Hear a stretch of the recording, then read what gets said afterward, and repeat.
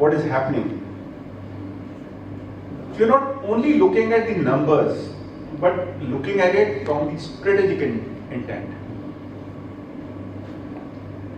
So CFOs are no longer the backroom boys or girls, right? But today you have actually taken a center stage where we are trying to create a blueprint for the organization. And when we are talking about creating a blueprint for the organization, you are in the best position to really do that. You are in the best position to look at every part of the organization from all sides. So many years ago we used to say, love is feeling the sun from both sides, right? So you're actually feeling the sun from both sides in a way. You're looking at what is in front of you, what is the reflection. So all around we're trying to look at. And with that, creating that blueprint, creation of that blueprint is not enough. It's also very important that you convert that blueprint into an execution plan, into an actionable plan. You have to realize that also. And when you talk about realization of that plan, that realization will be only when you are working in collaboration with a team. So whenever I look at a CFO looking at the organization, I always say he has to be a person who's reflecting before responding. He has to be a person who's thinking about outcomes and not obstacles, or converting those obstacles to ensure that we get the right kind of outcomes. Today we are talking about transformation, and it's not only finance transformation, we have to talk about business transformation. In the morning I talked about using AI or Gen AI, the kind of technology that is available today. I think it's very important for all of us to really look at that technology. How can we use the technology to our benefit? Create those partnerships, create that innovation, create those collaboration corners. And that's how together we can craft the future of the organization. I think that is the topic that we are going to discuss it today. And we have a wonderful panel with me. So let me start with you, Abhishek. How does CFO collaborate with CEO and other function heads to effectively during the strategic planning process to ensure alignment with financial and organizational goals?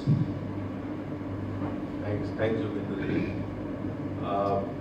See, as you rightly said, that in any organization, the goals are shared goals among all the functions, and CEO is the captain.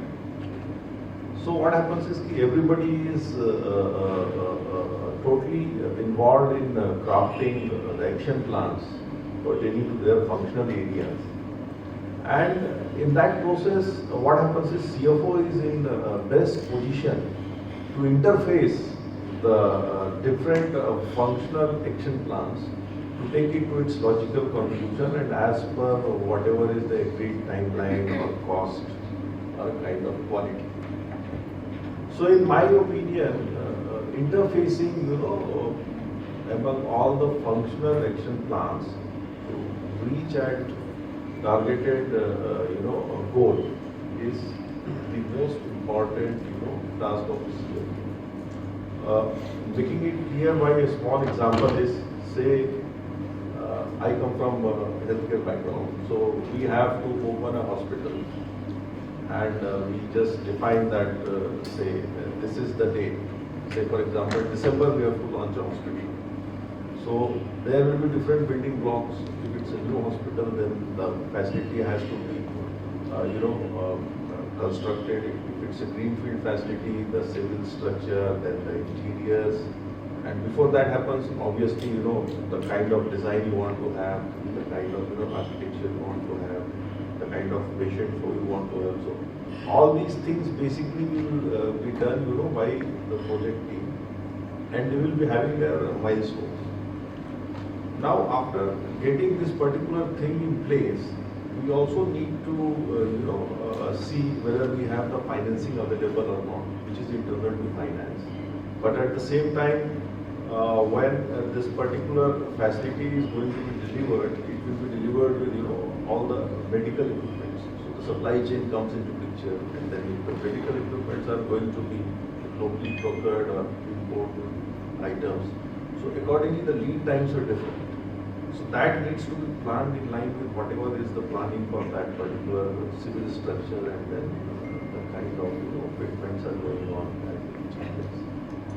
And also, you have to keep in mind that you are operating in the real world where external forces play an important part. You need to be within the regulations of the state authorities, local authorities. So those approvals. So all these things in isolation, everybody will be having it, but all functions are at times dependent on each other. And CFO is in a unique position to help CEO conduct the reviews, interface, the different timelines, and very clearly kind of have, feedback that where the problems are going to happen, and pay extra emphasis on those items to make it happen, say by December. Otherwise, everybody would be working hard, but the timeline will not be achieved. And another important aspect is that these are all the hard things we discuss. Then there will be a softer aspect which happens in all the industry. There will be humans to man different positions in any new facility. So HR obviously knows what are all the timelines for different category of people to be recruited. You can actually plan, you now go into this real strategic planning that you are having existing facilities running, and you are having a policy where you promote internal talent, migrate talents, to new facilities.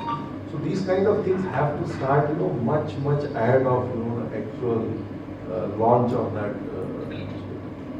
So this is where I feel the CFO can play a very, very important role and help CEO realize the shared goals of all the functions, which they agree usually at the beginning of every year, and strategic plans get reviewed every year. Thanks, Abhishek. I think you raised a very, very important point, as CFO being a strategic advisor to CEO and helping him very actively to realize the organizational goals. Mr. Rajkumar, I come to you when we talk about financial strategies, these can't be in silos. They have to be in, aligned with the long-term organizational goals. So, just talk about some of the best practices or your experiences towards that. Yeah, thanks, Jogendra.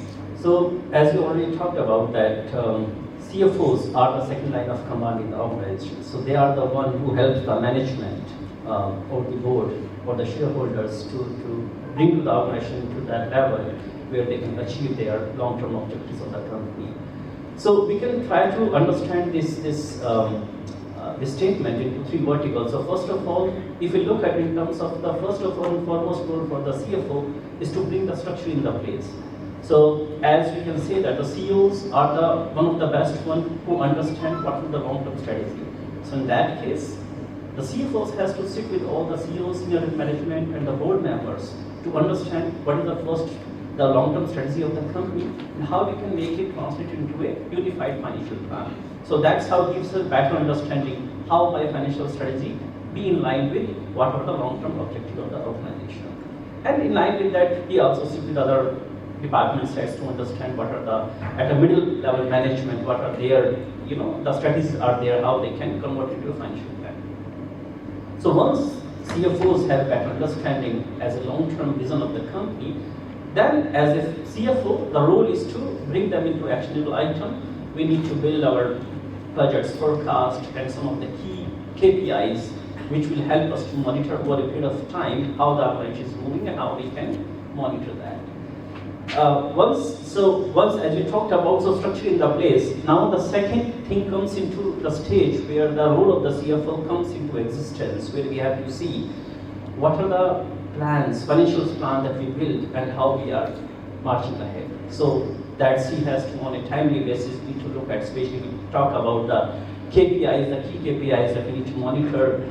Cost measurement has to be put into place on a continuous basis. And the other most important thing is the leverage of technology, as we talked about. So nowadays we are more reliant on the AI, so all the decision has to be data-driven. So that will help us to understand where we are in actual versus what we are trying to do in a long-term horizon. And the other aspects I will look at in terms of being a CFO, we need to look at the resource optimization, because when we talk about the long-term strategy, it involves the funds. So that we need to prioritize our investment, how to prioritize our investment to help out the management to take the initiative, which has to be taken on a priority basis. And on the last piece, I would say on the hygiene factor. So that would be on the communication side. So board or the senior management, that has to be apprised on a timely basis how we are going. So transparency, ethics, that cannot be compromised. So that's the role of the CFO to ensure that in terms of our results or our operations or our as a company, as a group, how we are going. So that has to be, the stakeholder has to be properly informed at a regular period of time. And corporate governance and risk management, as we talked about, so that's the foremost area for us, without which, that in a long-term scenario, that could impact the overall organization future. And again, last will say, because whatever you plan, whatever you do, the business landscape is so dynamic, you cannot plan everything. So CFO has to be completely agile. So they need to know what we are trying to do, what's the structure, what we actually do, and anything comes, and then he has to plan it. Yeah, Yashpal, you made some wonderful points of creating the structure, understanding the vision of the company, creating actionable items based on that, using technology, the GRC, governance, risk and compliance, and being agile. I think all of these are absolutely important, and these have to be aligned with long-term organizational goals. Suparna, when you deal with CEOs, then there is always a pressure on them on quarter-to-quarter results, and that sometimes may not be very healthy for from the long-term objective point of view. So how do you balance? How can CFO balance the need for immediate financial performance with the pursuit of long-term strategic objectives? Very pertinent question, and especially coming from a listed company, the quarterly results are very, very important for all of us as stakeholders within the organization. Now, business normally looks at their objectives a little differently, and a CFO looks at the objectives a little differently. But what today is pertinent for all of us to think with respect to growth of the business is sustainable growth. So when we have the sustainable growth mindset, especially I would say with more of emphasis on short-term goals by business, the CFO has to look at a longer perspective of the organization and the long-term growth of the organization, the long-term sustainability of the organization. So as a CFO, it is very, very important for us to educate the business, the CEO, how to plan on a sustainable growth for the organization, how to be consistently growing, how to be consistently delivering results, and how to gain the confidence of the stakeholders. And when I say the stakeholders, it is the investors, the board, etc. And these days, the role of the independent directors, etc., is growing to be, very stronger. They would definitely like to get better insights into the accounts which we are presenting, the operations, the strategies of the organization. So it has to be a balanced approach between the short-term goal and a long-term goal of the organization. Organizations, especially from where I come from, are there to stay for long, and especially because the way India has been projected to be shining, especially a lot of multinationals, and of course domestic Indian multinationals are also playing very hard in this market. So our strategies, our business plans, our operations have to be designed in such a way that in addition to the short-term goals, the long-term goals are also taken care of. So a lot of things can be improved from this perspective. First is the business plan, which is very important.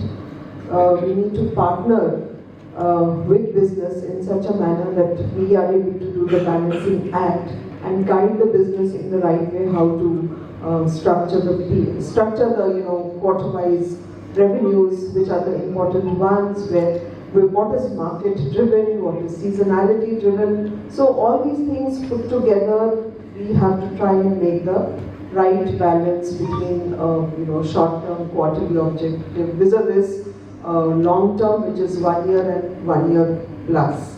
So our partnering is extremely important, and that's how and vetting the numbers which they share, and trying to also deep dive into what they are sharing in terms of numbers vis-a-vis what is happening in the market. So our role cannot be in isolation, it cannot be short term, it has to be more inclusive, considering the market risks, more inclusive considering how our production, etc., how they are lined up for the year, and of course from the long-term sustainability point of view. Yes, one I think very, very important for a listed company, especially this topic absolutely, and made some very good points about sustainable growth and bringing stakeholders' confidence into place. Keep that in mind. Manish, CFOs have to play a very important role in growth opportunities. So what has been your experience? What are your views on identifying, excluding those growth opportunities through organic or inorganic means, M&A or otherwise? Sure. First of all, good afternoon to all. I have, according to my experience, I have some different views. Those CFO, You'll have to keep it closer. I have some different views according to my experience since last 30 years in the different field, and since last 25 years, majorly in the power sector. CFO is not looking only the financial plan. No, the time has been changed. The CFO is like the back office person, like the other finance and accounts person. The role and responsibility of the CFO has been increased a lot. Now, the CFO is the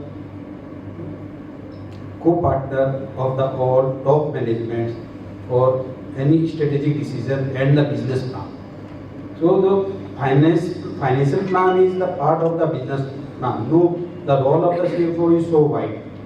So he has to help to the top management, the boards, for making the business plan, taking the decision, strategies, their risk reviews, and not limited to the financial account function. I am just giving my one of the experience when I was with one of the L&D company at Chandigarh.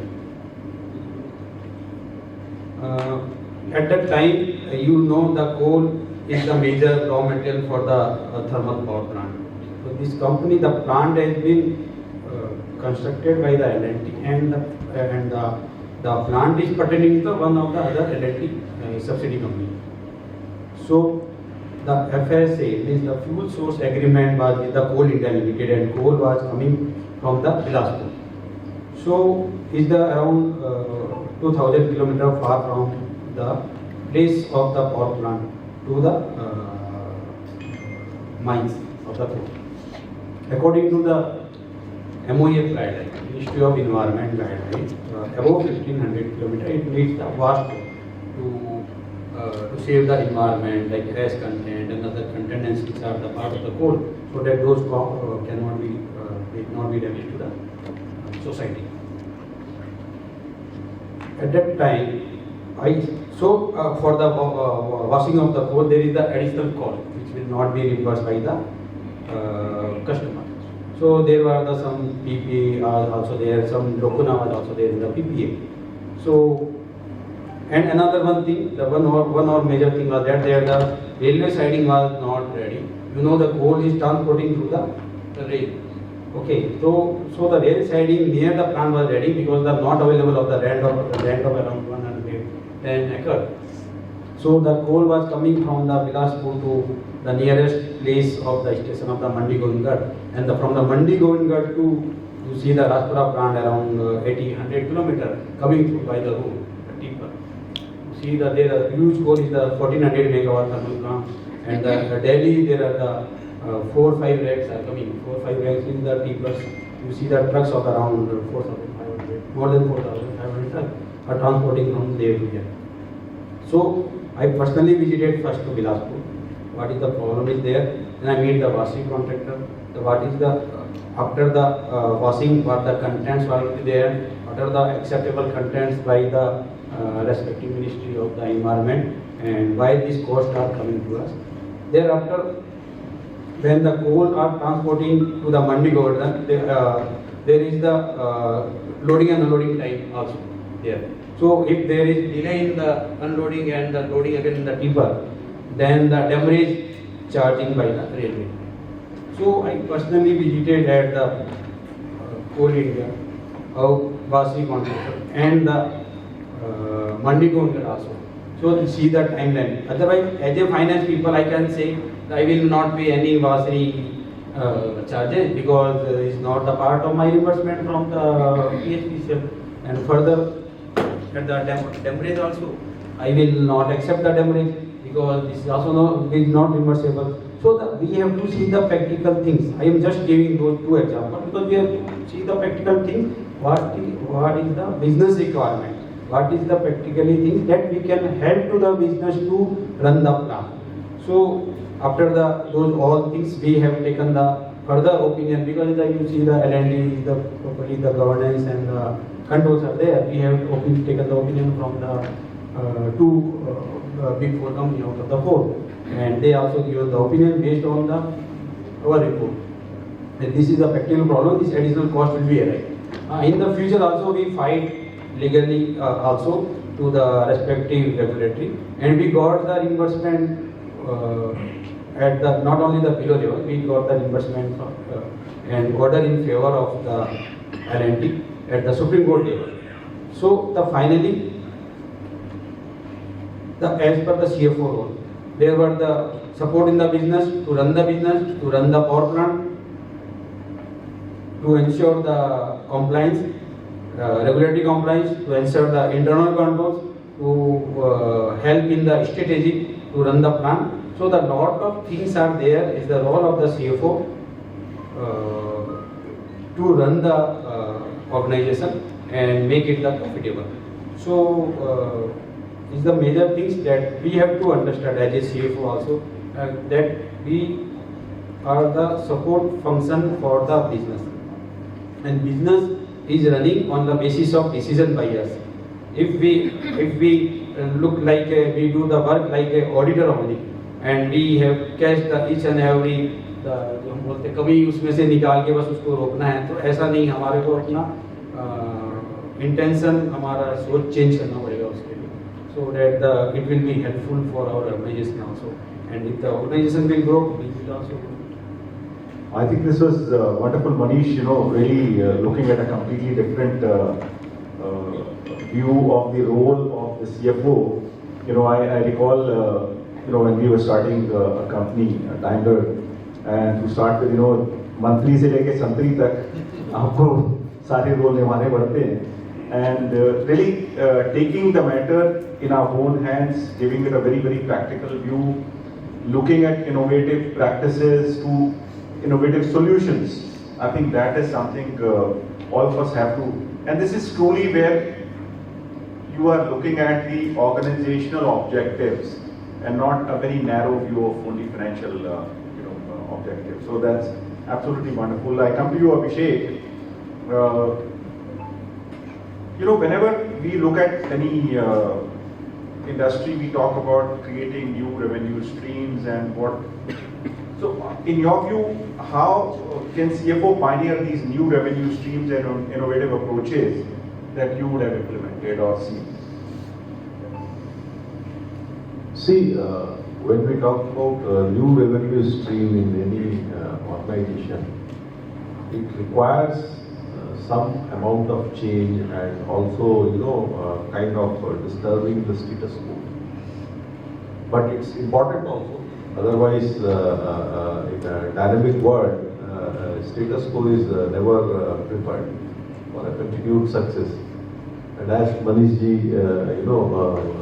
basically beautifully explained that you have to get out of your office and take charge of things to make the business model viable. Otherwise, everything may come to a grinding halt.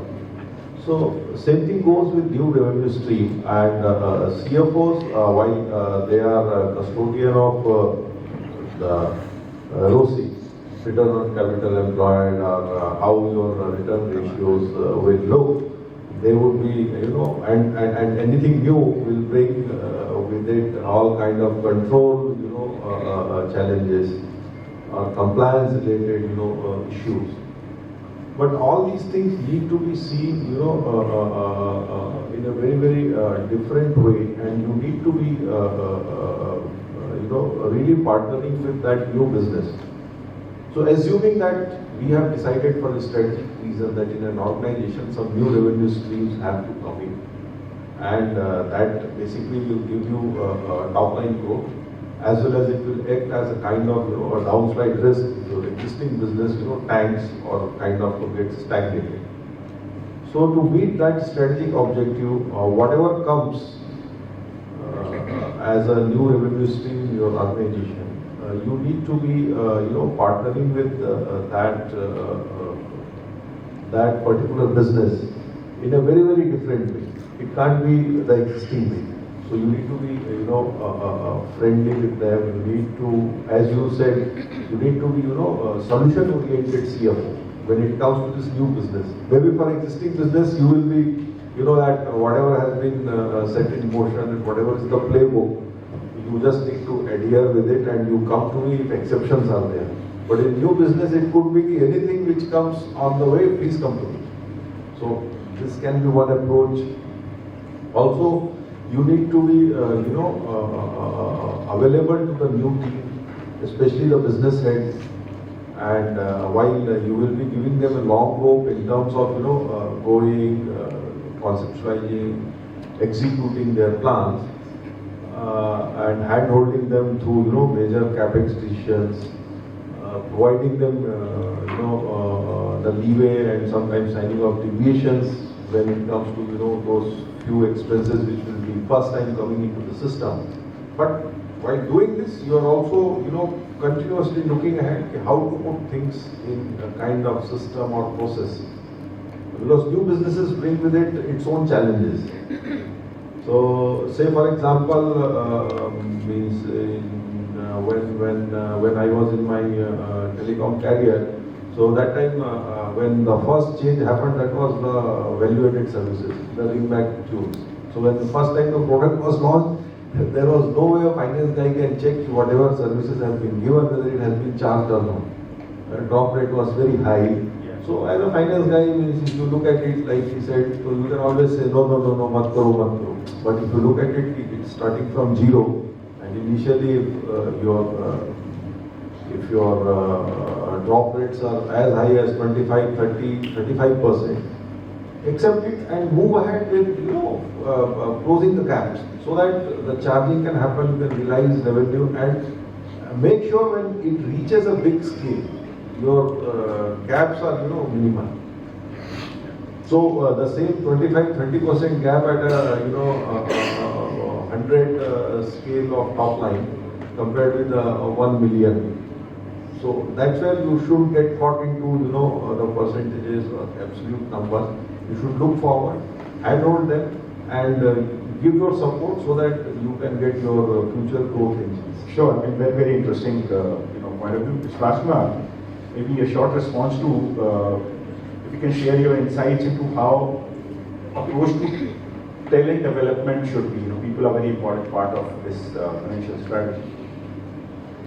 Yeah, so thank you, Ruchika. So, as we all know that, human capital is one of the foremost pillars of any organization. And if you look at all the companies, even the vision statement, so now it is coming employee first before the customer first. So that's the reason where it is very much imperative now in this current age that the company focus should be to make their employee, fully trained so that they can support and into the long-term organization strategy. And the same principle you can see that if you can look at few example in terms of how the Google, Apple, and the other the Tata organization if you look at, so they have taken care of their employees well, and how they have capitalized in terms of a long-term growth, how they have achieved over a period of time. So now if I look at it in terms of the financial strategy, so first of all, if we look at in terms of what are my long-term organization of the company, right, and where the skill set gaps are there. So we need to find out what are the training and development programs that is very much essential for my employees. We need to find the skill gaps, where the employee wish to go in a longer term, vis-a-vis where the organization want to go. So we need to align between both the scenarios and to make a customized training and development plan so that can help the employees to come in next level where they can take up the challenge. Doing that, so this is not a one-time exercise as we know. It's the whole training and development program goes across the whole employee lifespan that we do over a period of time. And in terms of benefit we will look at, so the few key benefits if you try to understand. First of all, as we all know that once you take care of the employee well, so it improves your engagement. They feel value. They support into the organization's objectives, right? So they stay longer. So that's the one of the things that even our financial domain, if we talk about in the financial domain, that we help us because the older the employees, they know in and outs of the company. Second is if you look at in terms of the employee brand. So the longer the organization lives, for example, as I given the example of Google, Apple, and Tata, so it becomes like we call it great place to work, it's the employee choice. So that helps us to attract the top talent from the country. So we have one of the good talent across the different organization, different places that are ready to come to your organization. So that helps to build your financial strategy. Third, I would look at in terms of the leadership pipeline. As of now, that is, if you look at the top 500 companies or the top 50 companies, if you look at leadership crunch, so that is one of the important aspects for any senior management, right? And if you take care of employee well, we have a proper training and development programs are there. So all your internal talents fuels your leadership pipelines, so over a period of time, so that in that case they can, take up the senior role. And as when the organization go into different strategic initiatives, so those people can take those initiatives. For example, the ICC Bank, we can say that given one of the best leaders across the organization. Yeah, absolutely, I agree. Yeah. Suparna, since we are running out of time, probably a shorter response to. So how important it is for CFOs to have a deeper understanding of business beyond financials, and how does this contribute to their effectiveness as a partner to the CEO? A very pertinent question, and of course we CFOs are supposed to look only at numbers and the financials, but there is a world beyond that which actually impacts our financials. So very important to see, first thing, keep watch of the competition. That's my take always, and because the ultimate objective of any business is not only to survive, it's survival and growth, and further to that is sustainable growth. So very, very important to keep an eye on what is happening outside the organization. Inside the organization, we all see numbers, dashboards, we see our people, different departments, the internal matrices, KPIs, etc. But what we should not lose sight is of the external world, competition first, regulators second, and third, the overall economic scenario. So these are the three things which we always need to see beyond what our internal numbers are telling us. This will give a different, perspective to us when we are making business plan, growth plans, investment plans. Supposing that we are investing in factories, etc., those ROIs don't come in 1 year, 2 years. They all have a long-term ROI. So we have to see, we are the right people to tell the management whether to invest or not invest, only when we are thorough with the external world. So that's my quick take on, Thank you, thanks. I think that was very apt. Manish, again a shorter response, from you. The CFO, how do you balance maintaining financial discipline with enabling innovation and growth initiatives that may require investment? So it's a kind of a contrast. How do you balance it? As a CFO, one of the important tasks that we have to ensure the compliance and the correctness along with the you see the compliance of the policies also, the statutory compliance also, and compliance of the organization's policy also. So as a CFO, yeah, I can say that as a head of accounts also, or the other finance person also, if we go at the deep level also. So each and every finance and account person have the responsibility. Whenever they are coming with the problem, means we are asking some question about some proposal or some document, they want the concurrence from the finance. When they comes with the problem, we have to give problem with the solution also. That आप इसको ऐसा करके लाइए, इसमें ये paper की कमी है, इसको ठीक करिए, so that it can be move further. So here is the very important task that finance को या CFO को केवल प्रॉब्लम के साथ में सॉल्यूशन भी देगा। हमारे को ऐसा नहीं है कि हम सिर्फ क्वेरी करके बैठ जाएंगे और the other departments are struggling, because the CFO is one of the all-rounder person. CFO not only have the knowledge of finance or accounts, the CFO should have the knowledge of the SCM, or we can say the MM or the CNM, whatever the terminology have in the different organizations. CFO should have the knowledge about the HR, personal, IT, legal, and in my last answer I told you this would be the part of the technical, should have some technical knowledge also. Not need the very deep technical knowledge, but whatever the requirement to handle the things and do the role of the CFO. So CFO should have all such type of knowledge so that he can help to the other departments also, that the things go further and it should not be scattered everywhere.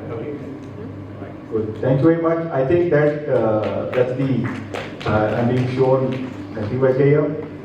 So thank you very much. I think we have had some wonderful interaction, and I thank you all for this same. And thank you, audience.